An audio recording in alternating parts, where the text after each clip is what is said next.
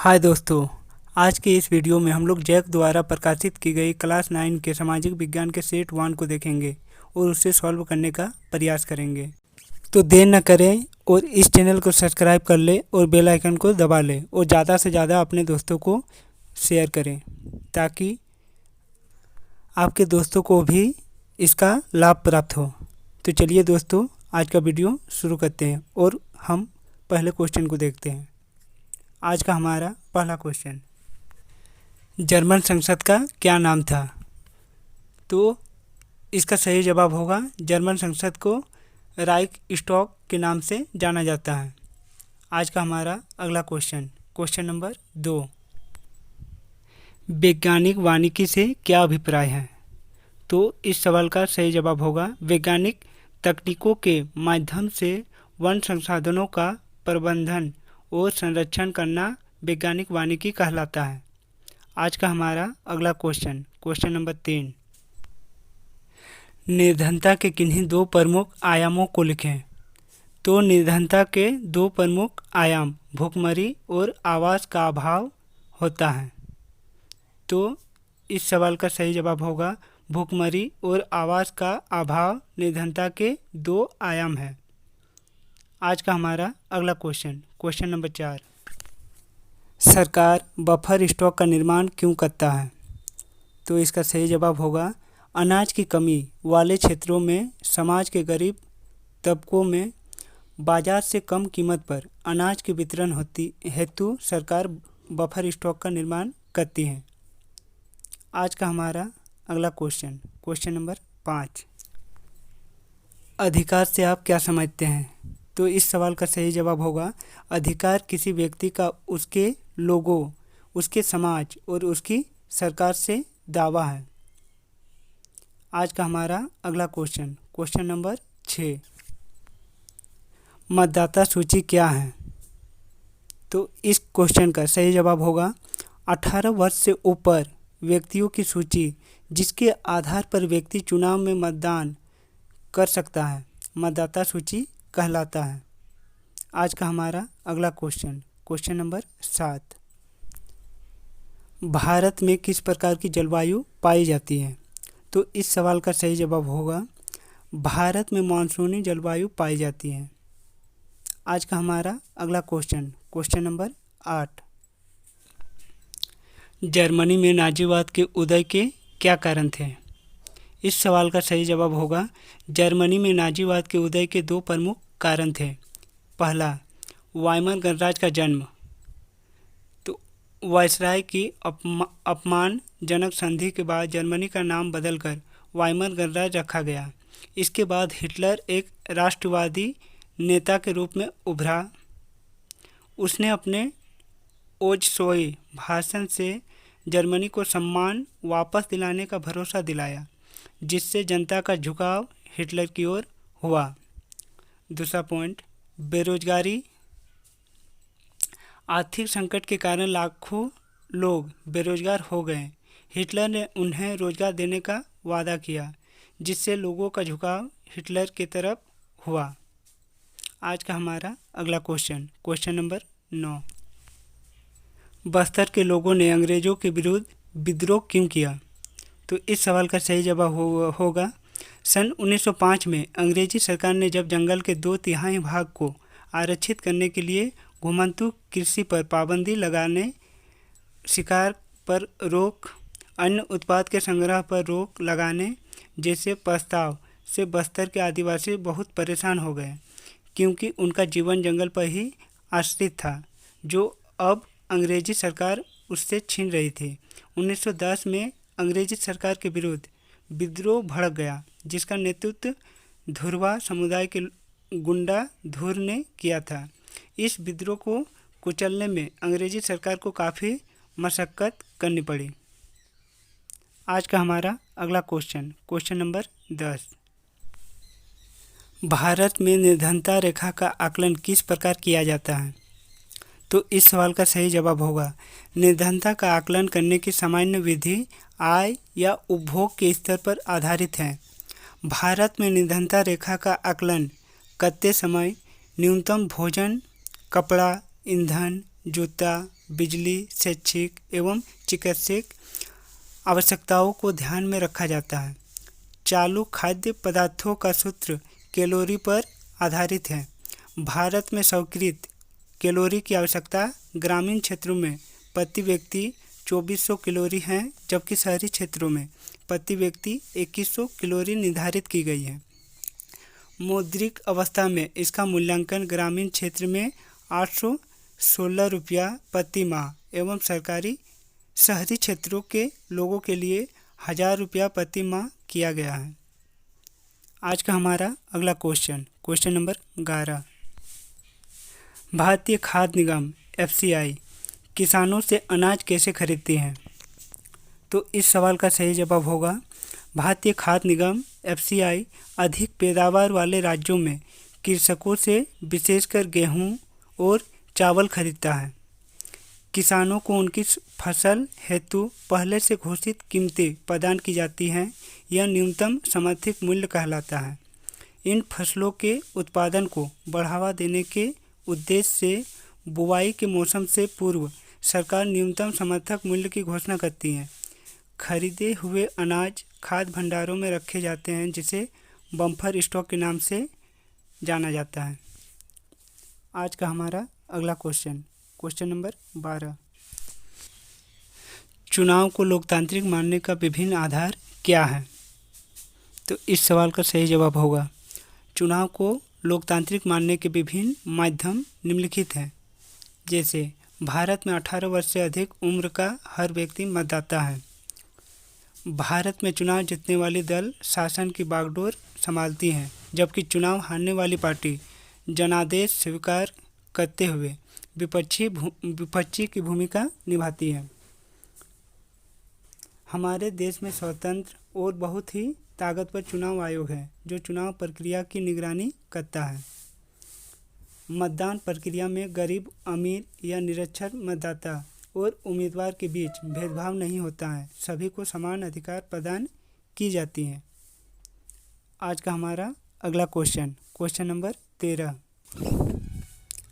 संवैधानिक उपचार का अधिकार से आप क्या समझते हैं?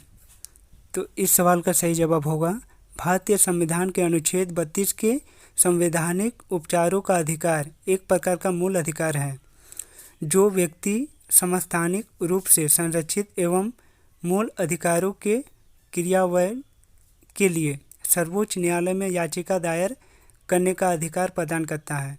यह याचिका रीट के नाम से जाना जाता है। रीट 5 प्रकार के होते हैं: परमादेश, बंदी, प्रच्छ, क्षणीकरण, प्रतिषेध, उत्प्रेषण और अधिकार परीक्षा। आज का हमारा अगला क्वेश्चन नंबर 14। भारत की जलवायु को प्रभावित करने वाले कौन कौन से कारक हैं? तो इस सवाल का सही जवाब होगा जलवायु को प्रभावित करने वाले कारक निम्नलिखित हैं। जैसे 1 नंबर अक्षांश। निम्न अक्षांशों की ओर गर्म एवं उच्च अक्षांशों की ओर ठंडी जलवायु पाई जाती है। दूसरा पॉइंट ऊंचाई। समुद्र तल से जो स्थान जितना ऊंचा होता है, जैसे हिमालय क्षेत्र, वहाँ उतना ही ठंडा होता है। तीसरा पॉइंट वायु दाब एवं पवन तंत्र। उच्च दाब से निम्न दाब की ओर हवा चलती है, जिससे भारत में मानसून जलवायु की उत्पत्ति होती है। तीसरा पॉइंट समुद्र से दूरी। जो स्थान समुद्र से जितना नज़दीक होता है, वहाँ दैनिक और वार्षिक तापमान उतना ही कम होता है। चौथा पॉइंट उच्चावच लक्ष्य। हिमालय की उत्पत्ति से ध्रुवीय क्षेत्र से आने वाली ठंडी हवा को रोक कर अधिक ठंड होने से बचाती है। आज का हमारा अगला क्वेश्चन नंबर 15।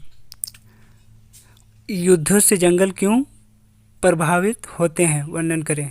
तो इस सवाल का सही जवाब होगा युद्ध से जंगल प्रभावित होने के कई कारण हैं।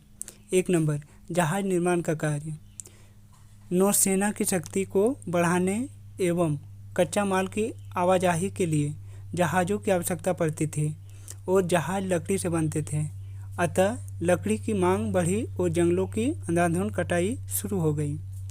दूसरा पॉइंट, रेल लाइन का कार्य। रेलवे लाइन बिछाने के लिए बड़ी मात्रा में स्लीपरों की मांग बढ़ गई थी। इसके लिए कठोर व मजबूत लकड़ी की आवश्यकता होती थी। भाप इंजन चलाने के लिए भी लकड़ी की मांग होती थी। तीसरा पॉइंट, कृषि विस्तार का प्रभाव। जनसंख्या के विस्तार व खदानों की मांग बढ़ने से कृषि कार्य करने के लिए अधिक भूमि की आवश्यकता होती थी, अतः वनों को साफ किया जाना अनिवार्य हो गया। चौथा कारण, चाय कॉफ़ी के बागान की स्थापना। यूरोप में चाय कॉफ़ी की मांग बढ़ गई थी। बागानों का फैलाव वनों को काटकर किया गया। आज का हमारा अगला क्वेश्चन नंबर 16। निर्धनता को दूर करने के लिए सरकार द्वारा शुरू किए गए किन्हीं 3 निर्धनता उन्मूलन कार्यक्रमों का वर्णन करें। तो इस सवाल का सही जवाब होगा, निर्धनता को दूर करने के लिए सरकार द्वारा कई कार्यक्रम चलाए गए हैं। यहाँ पर उनमें से 3 कार्यक्रमों का वर्णन किया जा रहा है। जैसे 1 नंबर, महात्मा गांधी राष्ट्रीय ग्रामीण रोजगार गारंटी अधिनियम 2005। महात्मा गांधी राष्ट्रीय ग्रामीण रोजगार गारंटी अधिनियम 2005 का उद्देश्य ग्रामीण क्षेत्रों में आजीविका सुरक्षित करने के लिए हर घर के लिए वर्ष में कम से कम 100 दिनों के लिए रोजगार उपलब्ध कराना है। इसके तहत जल संसाधन, सूखा, वृक्षारोपण, मृदा अपरदन जैसे कार्यों को प्राथमिकता देना है। इसके तहत 1/3 रोजगार महिलाओं के लिए आरक्षित किया गया है। दूसरा, प्रधानमंत्री रोजगार योजना का शुभारंभ 1993 में किया गया था। इस कार्यक्रम का उद्देश्य ग्रामीण क्षेत्रों और छोटे शहरों में शिक्षित बेरोजगार युवाओं के लिए स्वरोजगार के अवसर सृजित करना है। हमारा तीसरा पॉइंट, स्वर्ण जयंती ग्राम स्वरोजगार योजना का शुभारंभ 1999 में किया गया था। इस कार्यक्रम का मुख्य उद्देश्य सहायता प्राप्त निर्धन परिवारों को स्वयं सहायता समूह में संगठित कर बैंक ऋण और सरकारी सहायता के संयोजन द्वारा निर्धनता रेखा से ऊपर लाना है। आज का हमारा अगला क्वेश्चन नंबर 17। भारत में चुनाव आयोग की भूमिका का वर्णन करें।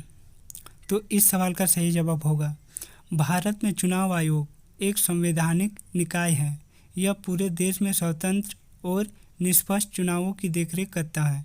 चुनाव आयोग की भूमिका निम्नलिखित है। 1 नंबर, चुनाव आयोग का यह दायित्व है कि संविधान द्वारा दिए गए समय अंतराल पर राष्ट्रपति, उपराष्ट्रपति, विधानसभा तथा अन्य निकायों का चुनाव निष्पक्ष रूप से करवाए। दूसरा पॉइंट, चुनाव के पूर्व मतदाता सूची तैयार करना तथा उसमें संशोधन करना। तीसरा पॉइंट, राजनीतिक दलों को राष्ट्रीय, राज्य या क्षेत्रीय दल के रूप में मान्यता देना। चौथा पॉइंट, संसद या विधायक की अयोग्यता पर राष्ट्रपति या राज्यपाल को सुझाव देना। अगला पॉइंट, चुनाव में गलत तरीके का उपयोग या धांधली करने वाले को आयोग घोषित करना। अगला पॉइंट, चुनावी व्यवस्था की देखरेख करना तथा चुनाव परिणाम घोषित करना। आज का हमारा अगला क्वेश्चन नंबर 18। भारत में वर्षा ऋतु की विशेषताओं का वर्णन करें। इसका सही जवाब होगा, जून के प्रारंभ तक भारत के उत्तरी मैदान में हवा के निम्न दाब विकसित होने के कारण दक्षिण गोलार्ध की व्यापारिक पवनें उत्तर भारत की ओर खींची चली आती है। यह पवनें समुद्री भाग से गुजरने के कारण बड़ी मात्रा में नमी लाती हैं। इसकी गति तीव्र होती है और लगभग 1 महीने में पूरे भारत में पहुंच जाती हैं।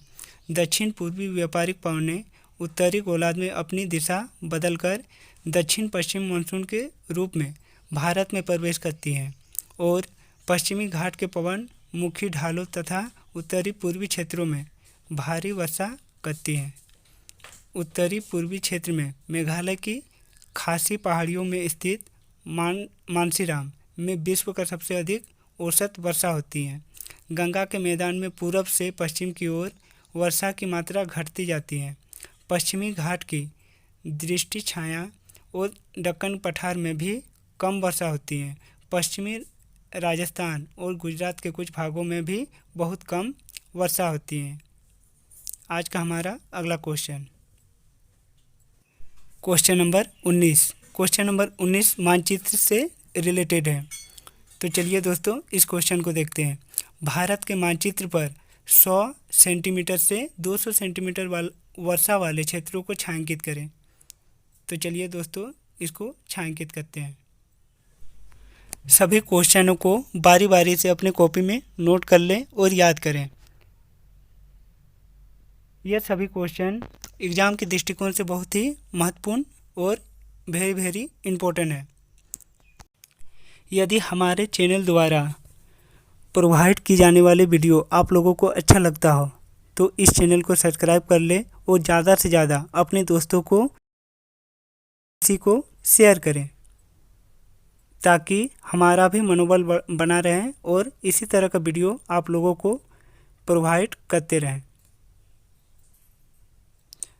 तो चलिए दोस्तों अब दूसरे वीडियो में मिलते हैं, तब तक के लिए बाय।